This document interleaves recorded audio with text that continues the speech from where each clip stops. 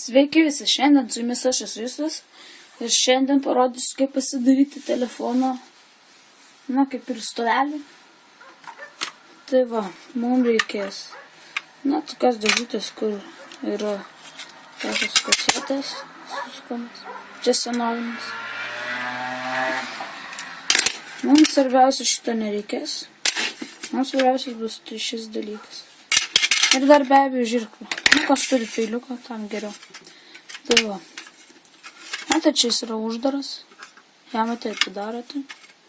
Ir darote dar kartą. Kad būtų štai taip. Matote šitie kampai, jie trukdo. Nes negali pilnai atsiverti. Taip nelabai patogu būtų stačiai. Būtų patogiau atlenkti iki galo. Tai ką mes darome, išimame šitą. Paimame žirklės ir tiesiog nukirpame juos. Juos sukirpti gan paprasta, nes plasmasė sena, tai jau yra suminkštėjusi. Čia taip. Turi atrodyti štai taip, o ne štai taip. Tai aš už kadrą dabar nukirpsiu greitai.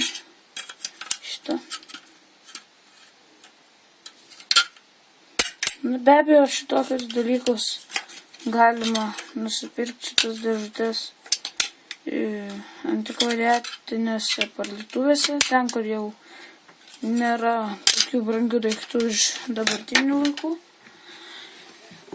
Tai va, išmesime šitą, tai išeina štai toks dalykas. Tai va. Šitą įstatome atgal, kaip ir buvome seniau padarę. Štai taip. Tai va, jis įstatė. Ir tada galime atlenkti štai taip. Dabar atsilenkia štai taip. Štai taip. Ir pasiduoti, čia jūsų telefonas. Galutesnis ir įsistato štai taip. Tai va, ir galima, pavyzdžiui, jūs valgote ir tingite, tai padėti stalo telefoną, reikia pasistiepti, aukščiau sėdėti. Galima taip pasidėti, būtų žymingai paima, tai spaudinėti, kažką daro, žaidžia žaidimus ir panašiai. Tai va, šiandien su jumis aš buvau Justas ir parodžiau, kaip pasidaryti telefonui stovelį. Gan šitas stovelis yra nelabai patogus, bet vis tiek geriau negu nieko turėti. Ir be to dar. To išimti reikia. Matote šitas vietas? Tai telefonas remsis ne taip kaip dabar. Tai būtų nepatogu. Jis bus jeigu jis yra ilgesnis, žinoma. Tai jis bus štai taip. Ir jūs galėsite viską pilnai paspausti.